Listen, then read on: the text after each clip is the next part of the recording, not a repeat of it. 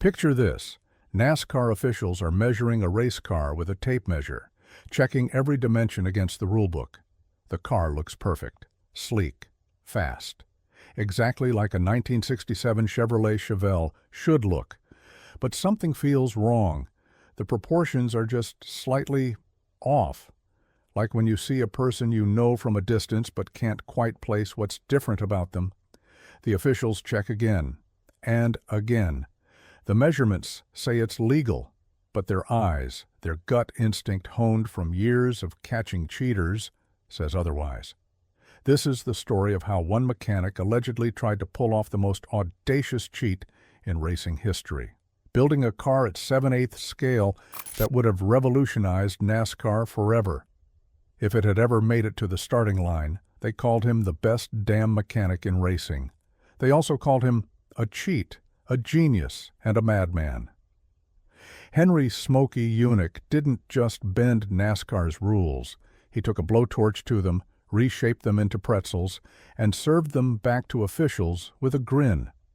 Over his career, he was credited with inventing everything from the extended fuel line that held an extra 5 gallons to the basketball in the fuel tank that displaced fuel during inspection, then deflated during the race.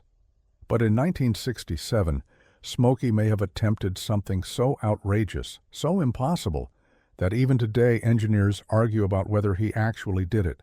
He allegedly built a Chevrolet Chevelle at 7/8 scale. Not just shortened or narrowed in one dimension, the entire car supposedly shrunk down proportionally like a scale model, but still meeting NASCAR's templates and passing inspection.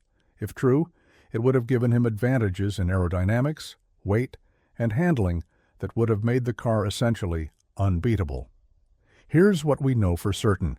Smokey Yunick showed up to Daytona in 1967 with a yellow and black Chevelle that never made it past technical inspection. NASCAR banned it before it could turn a single competitive lap. The specific reasons cited included illegal modifications to the bumpers, the use of Lexan windows instead of glass, and fuel tanks built into the chassis rails. But those were just the violations they could prove. The legend of the 7/8 car has grown over the decades, becoming one of racing's most enduring mysteries. Was it real? Was it even possible? And if Smokey had pulled it off, how would it have changed racing forever? To understand what Smokey might have attempted, we need to travel back to NASCAR in the 1960s. This wasn't the highly regulated, corporate-sponsored spectacle we know today. This was still the Wild West of racing, where innovation and interpretation of rules were as important as driving skill. The rule book existed, sure, but it was more like guidelines. Creative interpretation was not just accepted, it was expected. NASCAR's technical inspection in 1967 relied primarily on templates, metal shapes that inspectors would place against various parts of the car to ensure they matched the production vehicle's dimensions. The roof template, the windshield template, the rear window template. If your car fit under these templates, you were legal. Sounds simple, right? But here's where Smokey's genius allegedly came in. If you shrink an entire car proportionally, every single dimension reduced by the same percentage, the car still looks correct to the naked eye. The proportions remain identical. A wheel that's supposed to be 24 inches from the door is still 24 inches from the door. Just both the wheel well and the door have moved closer to the car's center line. The templates would still fit because they only checked specific sections, not the relationships between those sections. Think of it like a photograph. If you reduce a photo's size, everything in it shrinks proportionally. The composition doesn't change. The relationships between objects remain the same, but the actual size of everything is smaller. The math behind this is beautifully simple and devastatingly effective. If you build a car at 7/8 scale, you reduce every linear dimension by 12.5%. But here's where it gets interesting. The frontal area, which determines aerodynamic drag, decreases by the square of that scaling factor.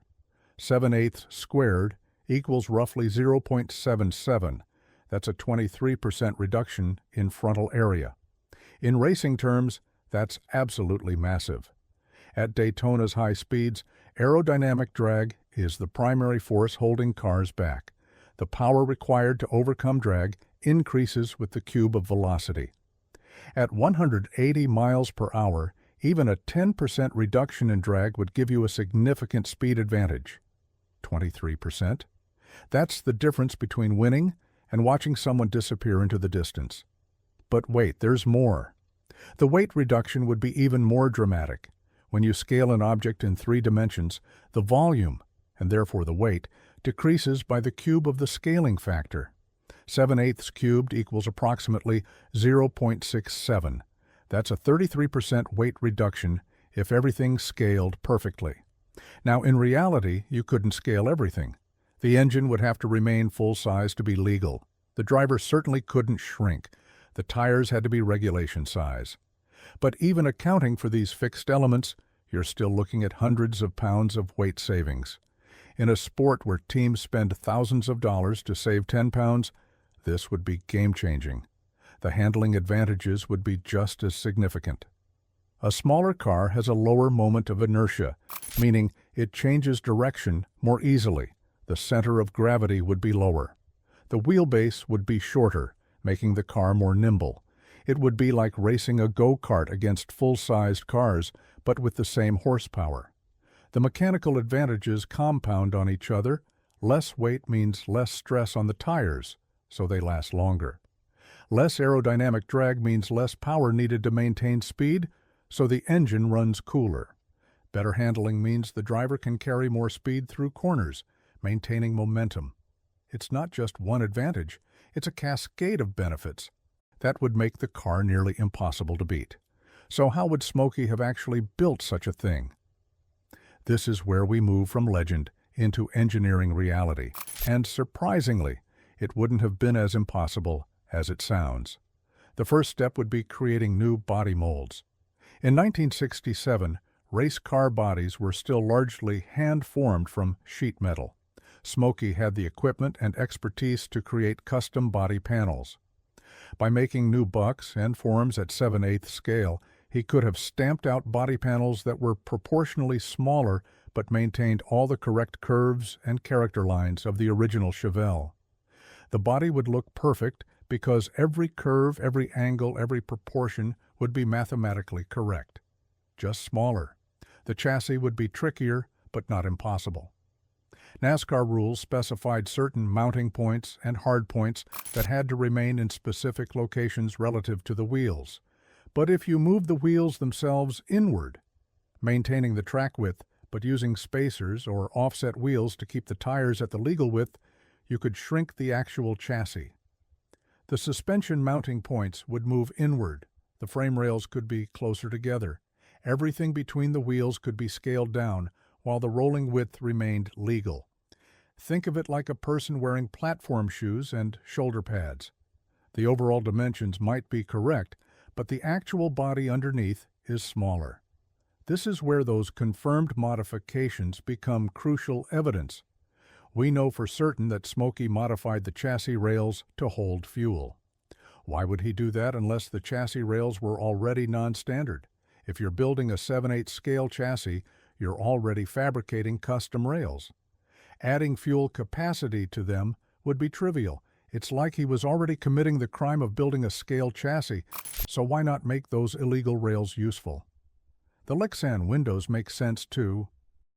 Glass can't be easily formed to custom dimensions without expensive tooling. Lexan can be cut and shaped in any size you want.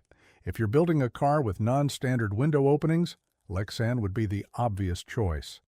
The setback bumpers that NASCAR cited are perhaps the most telling detail.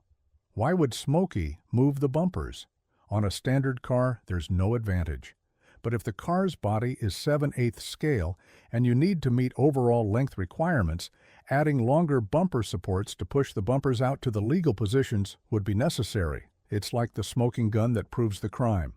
Those bumper modifications only make sense if the car they're attached to is smaller than standard. But here's where the legend might diverge from reality. While building a dimensionally smaller car was technically possible, Making it truly 7/8 scale would have required solving some nearly impossible problems. The engine, for instance. NASCAR mandated specific engines, and these couldn't be scaled. A 427 cubic inch big block Chevrolet V8 is a massive piece of iron. In a 7/8 scale engine bay, it simply wouldn't fit. Unless, and this is where Smokey's genius would have shown. What if he didn't scale the engine bay proportionally? What if the hood was the right height, but achieved through clever reshaping? What if the firewall was moved back, stealing space from the passenger compartment? Racing seats in 1967 were barely more than padded aluminum shells. The driver, Curtis Turner in this case, was already squeezed into the car. Moving him back 6 inches, cramming him into an even tighter space, would be uncomfortable, but not impossible. Race car drivers have endured worse for victory. The transmission and drive shaft would need custom fabrication. A shorter drive shaft is actually easier to make stronger, so that's an advantage.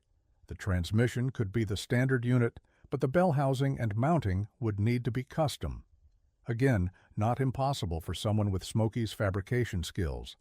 The cooling system would be a challenge. A smaller frontal area means less room for a radiator. But Smokey was already famous for his cooling system innovations. He'd previously been caught with radiators that extended into the fenders, hidden cooling tubes, and even dry ice cooling systems. Creating an adequate cooling system for a 7/8 car would be difficult, but not beyond his capabilities. The exhaust system would actually be easier in a smaller car. Shorter pipes mean less restriction, less weight to support, better packaging. It's one of the few areas where scaling down is purely beneficial. Let's talk about what NASCAR actually found when they inspected this car, or rather, what they didn't find. According to multiple sources from the time, the inspectors spent hours going over the car. They knew something was wrong. The car just felt different. But every measurement they took came back legal. The templates fit. The wheelbase was correct. The track width was right. Yet the inspectors, many of whom had been catching cheaters for years, couldn't shake the feeling that they were missing something huge. It was like looking at an optical illusion where your brain knows something's wrong but can't quite identify what. The violations they did cite seem almost like consolation prizes. Yes, the Lexan windows were illegal. Yes, the chassis rail fuel tanks were against the rules. Yes, the bumpers were in the wrong position. But compared to Smokey's usual innovations, these were minor infractions. It's as if NASCAR knew something bigger was at play, but couldn't prove it, so they threw the book at him for whatever they could find. The car was banned not just from that race, but from NASCAR competition entirely. It never turned a competitive lap. Smokey supposedly loaded it on the trailer and took it home, where it eventually disappeared. Some say he cut it up to hide the evidence. Others claim it's still hidden in a warehouse somewhere, waiting to be discovered. The story took on a life of its own in the decades that followed. Other racers claimed they'd seen the car, measured it themselves, confirmed it was scaled. Engineers have written papers arguing both sides. That it was possible, that it was impossible, that Smokey did it, that he didn't. The 7/8 scale became shorthand for the ultimate NASCAR cheat, the one that went too far. But here's what's interesting about the modern analysis. With today's computer modeling and simulation, engineers have virtually built 7/8 scale 1967 Chevelle. The results are stunning. Such a car would indeed have massive advantages. The simulations show top speed increases of 15 to 20 miles per hour. Lap time seconds faster than conventional cars. The physics work exactly as the theory predicts, but the simulations also reveal the problems Smokey would have faced. The packaging issues are severe. Fitting a full-size driver and engine into a 7/8 car requires significant compromises. The driver position becomes dangerous in a crash. The engine bay becomes impossibly cramped for maintenance. The fuel capacity, even with the chassis rail tanks, would be marginal. These aren't insurmountable problems, but they explain why such a car might not have been race-ready when NASCAR inspected it. Maybe Smokey built it as a proof of concept, planning to refine it further. Maybe the scaling wasn't quite 7/8, but something less dramatic like 15/16. Maybe the legend grew in the telling as legends do. What we can say for certain is that Smokey Yunick built a 1967 Chevelle that was different enough from stock that NASCAR banned it immediately. The confirmed modifications, the Lexan, the chassis tanks, the moved bumpers, suggest a car that was extensively modified in ways that went beyond typical racing preparation. Whether it was truly 7/8 scale or just significantly altered in other ways, it represented a level of innovation that NASCAR wasn't ready to accept. The governing body's reaction tells its own story. They didn't just disqualify the car for that race. They banned it entirely. They changed the inspection procedures afterward, adding more comprehensive measurements. They started checking relationships between components, not just individual dimensions. The template system was overhauled. It's as if NASCAR realized how close they'd come to missing something revolutionary and scrambled to close the loophole. The impact on racing culture was immediate and lasting. The 7/8 car became a cautionary tale, a line in the sand. It represented the moment when innovation went from clever to threatening. Other teams had been creative with the rules, but Smokey had allegedly tried to rewrite them entirely. In the years that followed, NASCAR's rulebook grew from a pamphlet to a phone book. Every possible dimension, angle, and relationship was specified. The era of creative interpretation was ending, replaced by strict standardization. Some argue this was necessary for the sport to grow and become professional. Others mourn the loss of innovation and personality. Smokey himself never fully confirmed or denied the 7/8 story. In interviews, he'd smile and change the subject, or he'd tell a different story about some other innovation, equally outrageous. He once said, "All those things they said I did, hell, they didn't catch half of what I actually did." Was the 7/8 car part of that uncaught half? Or was it the one that got away because it never actually existed as described?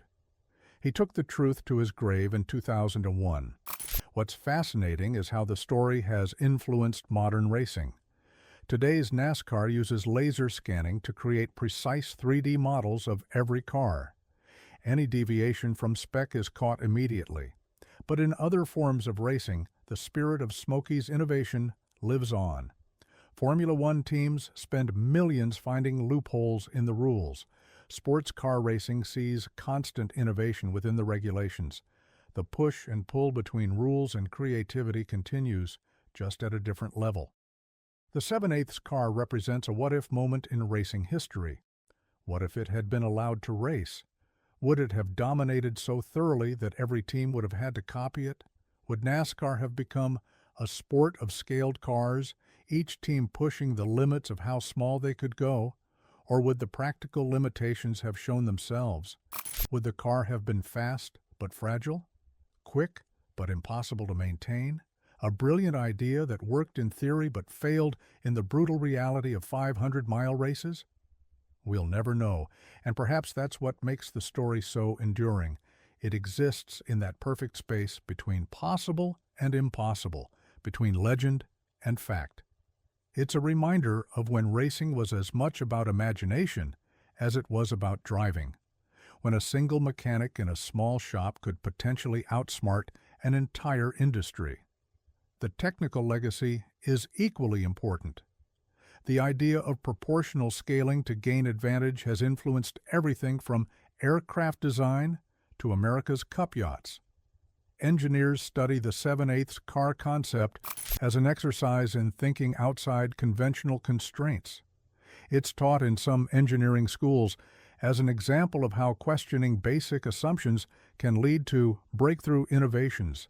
Even if Smokey never built a true 7/8 car, the idea itself has value. Modern racing aerodynamicists point out that Smokey's alleged approach predated the wind tunnel era of NASCAR by decades. He was supposedly achieving aerodynamic advantages through pure intuition and mechanical logic that teams now spend millions to gain through computational fluid dynamics. The frontal area reduction of a scaled car would indeed provide exactly the advantages that modern teams seek through careful body shaping and aerodynamic tricks. The weight reduction aspect has proven equally prescient. Today's racing is obsessed with weight reduction. Teams use exotic materials like carbon fiber and titanium to save pounds. But Smokey's alleged solution, just make everything smaller, would have achieved more weight reduction than all the exotic materials in the world. It's brilliantly simple in retrospect. Why make parts lighter when you can make them smaller? The handling advantages of a scaled car have been validated by modern racing trends too. Smaller, lighter cars do handle better. They're more efficient. They're faster in every measurable way. The only reason modern racing doesn't use scaled cars is because the rules explicitly prevent it. Every racing series now specifies minimum dimensions precisely to prevent someone from trying Smokey's alleged trick. But let's consider the human element for a moment. Curtis Turner, the driver who was supposed to race this car, was himself a larger-than-life character. A bootlegger turned racer. He was known for his aggressive driving and his willingness to push any advantage. Would he have squeezed himself into a cramped, scaled cockpit for the chance at victory? Absolutely. Turner once said he'd drive a shopping cart if Smokey said it would win. The relationship between Yunick and Turner was one of mutual respect between rule breakers. They understood each other in a way that straight-laced teams never could. The frustration Smokey must have felt when NASCAR banned the car would have been immense. Imagine spending months, possibly years, developing this concept, solving all the engineering challenges, building what you believe is the ultimate expression of creative rule interpretation, only to have it banned before it can prove itself. It's like writing a symphony that's never performed, painting a masterpiece that's never displayed. The car existed, briefly, as potential energy that was never converted to kinetic. All that innovation, all that cleverness, sitting still on a trailer heading home. Yet in another way, maybe the ban was the best thing that could have happened to the legend. If the car had raced and failed, the story would be forgotten. If it had raced and won, the rules would have been changed immediately, and it would be a footnote about a single race advantage. But by being banned before racing, it exists forever in the realm of possibility. It's Schrödinger's race car, simultaneously the fastest car never to race, and an elaborate hoax, depending on who's telling the story and what you choose to believe. The physical evidence is frustratingly inconclusive. Photos of the car exist, but photos can be deceiving. Without a reference object of known size in the frame, it's impossible to determine if the car is actually scaled. The few people who claim to have measured it firsthand have given conflicting accounts. Some swear it was obviously smaller, others say it looked completely normal. The car itself has vanished, either destroyed or hidden so well that decades of searching haven't revealed it. Even the technical inspection reports from NASCAR have been lost or sealed, adding to the mystery. Modern NASCAR officials, when asked about the 7/8 car, give carefully worded non-answers. They'll acknowledge that Smokey Yunick was an innovator who pushed the boundaries. They'll confirm that a car was banned in 1967. But they won't confirm or deny the scaling story. It's as if even now, over 50 years later, they're not entirely sure what they were looking at. Or perhaps they know exactly what Smokey tried to do and prefer to let the legend stand rather than confirm he nearly outsmarted them so completely. The story has inspired countless imitators and innovations. Teams have tried partial scaling, making just certain components smaller. They've tried optical illusions to make cars appear legal while hiding advantages. They've pushed every boundary the 7/8 car suggested. But none have matched the audacity of allegedly scaling an entire car. It remains the high watermark of racing creativity, the cheat so big It transcends cheating and becomes art. Engineers who've analyzed the concept point out details that make it more plausible. The 1967 Chevelle was a relatively simple car. No complex electronics, no integrated safety systems, just mechanical components that could, theoretically, be scaled. The manufacturing techniques of the era, hand-forming, custom fabrication, made such a project possible in a way that modern production methods wouldn't allow. The cost would have been astronomical for a private team. Every single component would need to be custom-made. But Smokey had sponsors, had resources, and most importantly, had the skill to do much of the work himself. He wouldn't have needed to hire out the fabrication. He could have built it piece by piece in his shop, keeping the secret contained. The longer you think about it, the more possible it becomes. And perhaps that's the real genius of the 7/8 car, not whether it existed, but that it could have existed. That the rules and technology of the time left just enough room for such an audacious interpretation. That one man with enough creativity and skill could have potentially revolutionized the entire sport. As racing became more professional, more corporate, more regulated, the window for such innovations closed. Today's NASCAR vehicles are essentially spec cars with minimal room for interpretation. Every part is measured, scanned, and documented. The romance of the clever mechanic outsmarting the system is gone, replaced by armies of engineers working within ever tighter constraints. But the 7/8 car reminds us of what was possible when racing was still wild, when innovation meant more than incremental improvements, when a single idea could change everything. Smokey Yunick went on to other innovations, other controversies, other battles with NASCAR. But none captured the imagination quite like the 7/8 car. It became his masterpiece, whether real or imagined. A perfect expression of his philosophy that rules were meant to be interpreted creatively, that innovation should be rewarded, not punished, that racing should be about more than just driving fast. The tragedy isn't that the car was banned. The tragedy is that we'll never know what would have happened if it had been allowed to race. Would it have transformed NASCAR?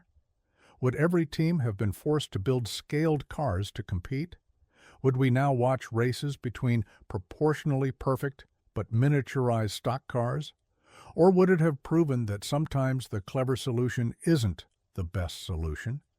That racing needs rules not to limit innovation, but to channel it in productive directions?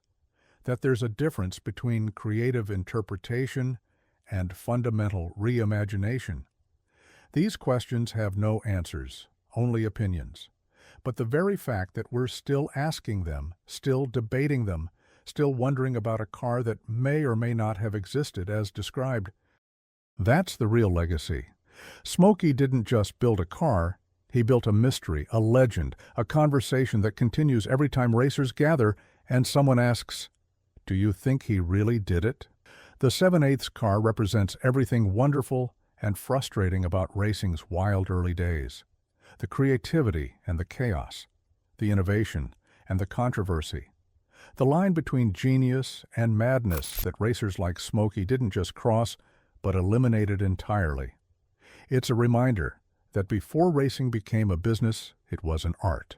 And like all great art, it was supposed to challenge, to provoke, to make people uncomfortable. NASCAR's reaction, immediate ban, rule changes, increased scrutiny, tells you everything about how threatening the concept was. They didn't debate whether to allow it. They didn't test it to see if the advantages were real. They killed it instantly, like stepping on a spider that's gotten too close. That fear, that immediate rejection, suggests they knew exactly how dangerous the 7/8 car could be to the established order. Today, when every NASCAR vehicle is virtually identical, when innovation is measured in hundredths of seconds rather than revolutionary concepts, the 7/8 car stands as a monument to what's been lost. Not just the ability to cheat creatively, but the entire mindset that racing should be about pushing every boundary, questioning every assumption, finding every advantage. Smokey Yunick died believing that racing had become too restricted, too standardized, too safe in every sense of the word. The 7/8 car, whether it existed as described or not, embodies his rebellion against that standardization. In the end, the truth about the 7/8 car might be less important than the legend, the idea that one mechanic could conceive of and potentially build something so audacious that it would have broken the sport entirely. That's the real story. It's about human creativity pushing against institutional limitations. It's about the eternal conflict between innovation and regulation. It's about the price of genius being that sometimes your best ideas are too good to be allowed. Smokey Yunick's 7/8 scale 1967, Chevelle remains the greatest race car that never raced. A ghost that haunts NASCAR's rulebook, a reminder of when anything was possible, even the impossible. What's the most audacious racing innovation you've ever heard of? Drop a comment below and let's keep the spirit of creative rule interpretation alive.